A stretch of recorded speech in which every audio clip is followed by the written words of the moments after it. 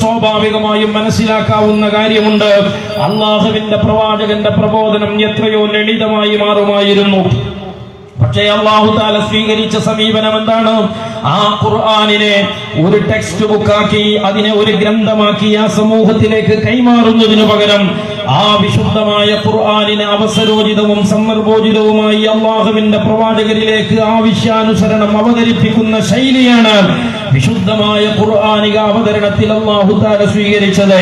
എന്തുകൊണ്ടാണ് ഇതൊരു ടെക്സ്റ്റായി ആ സമൂഹത്തിലേക്ക് അല്ലാഹു തആല ഗ്രന്ഥീകൃത സ്വഭാവത്തിലേക്ക് നൽകാതിരുന്നത് എന്നും ആവശ്യാനുസരണം സന്ദർഭങ്ങളെയും സാഹചര്യങ്ങളെയും അഡ്രസ് ചെയ്തുകൊണ്ടുള്ള അവതരണ രീതി എന്തുകൊണ്ടാണ് ഖുർആനിന്റെ കാര്യത്തിൽ അല്ലാഹു സ്വീകരിച്ചത് എന്നും വിശുദ്ധമായ ഖുർആൻ വിശദീകരിക്കുന്നുണ്ട്. വഅൻസൽനാ ഇലൈക الذിക്റ ലിതുബയ്യിന ലിന്നാസി മാ നുസില ഇലൈഹിം. നബിയെ, ഇതൊരു ഗ്രന്ഥമാക്കി അങ്ങയിലേക്ക് നമ്മൾ നൽകാതിരിക്കുന്നത് അറബി ഭാഷയുടെ പിൻബലത്തിൽ ആർക്കും അനായാസം വായിച്ചറിയാൻ കഴിയുന്ന ഒരു കേവല ടെക്സ്റ്റ് ബുക്ക് അല്ല വിശുദ്ധമായ ഖുർആൻ എന്ന് പറയുന്നത്. മറിച്ച് അല്ലാഹു തആല പറയുകയാണ്, വഹിയിന്റെ നാവ് കൊണ്ട്, നുബുവത്തിന്റെ ജീവിതം കൊണ്ട് അങ്ങാവുന്ന ഇടയാളന്റെയും മധ്യവർത്തിയുടെയും വായനയും വ്യാഖ്യാനവും ചേർത്ത് വെച്ചുകൊണ്ടല്ലാതെ അള്ളാഹുവിന്റെ ഖുർആനിന്റെ ആശയധാരയിൽ ഒരു മനുഷ്യന് എത്തിച്ചേരാൻ കഴിയില്ല എന്ന് അല്ലാഹു തആല അടിവരയിടുകയാണ്. അഥവാ വിശുദ്ധമായ ഖുർആനിന്റെ ആശയങ്ങളെ ഒരാൾക്ക് സ്വയത്തമാക്കണമെങ്കിൽ അവൻ സമീപിക്കേണ്ടത് ടെക്സ്റ്റ് ബുക്കുകളെയല്ല, അവൻ അക്ഷരക്കൂട്ടങ്ങളെയല്ല. വിശുദ്ധമായ ഖുർആനിനെ അക്ഷരക്കൂട്ടങ്ങളുടെ പിൻബലത്തിൽ പ്രതല വായന നടത്തിയാൽ അതിന്റെ ആശയധാരയിലേക്ക് ഒരാൾക്ക് എത്തിപ്പെടാനും സാധിക്കുകയില്ല. മറിച്ച് നബി സല്ലല്ലാഹു അലൈഹി വസല്ലമ തങ്ങളിലൂടെ വേണം ഒരാൾ വിശുദ്ധമായ ഖുർആനിനെ വായിക്കുവാൻ. അല്ലാഹുവിന്റെ ഹബീബ് സല്ലല്ലാഹു അലൈഹി വസല്ലമ തങ്ങളുടെ ഖുർആനിക വ്യാഖ്യാനമായ തിരുസുന്നയുണ്ട്.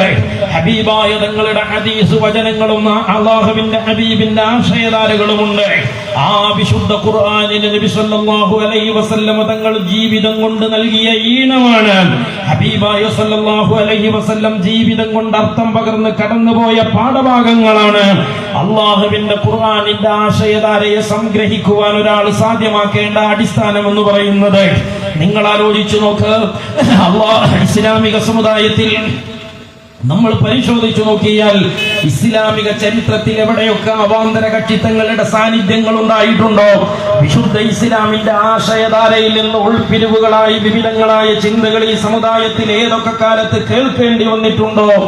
ആ കാലഘട്ടങ്ങളെല്ലാം നമ്മൾ പരിശോധിച്ചു നോക്കിയാൽ അത്തരം അപകടകരമായ ആശയധാരകളെയും ആഭ്യന്തര സംഘർഷങ്ങളെയും ഈ സമുദായത്തിലേക്ക് വലിച്ചു കൊണ്ടുവരാൻ ആദ്യമായി കാരണമാകുന്നത് അല്ലാഹുവിന്റെ ഖുർആനിനെ സമീപിക്കുന്നിടത്ത്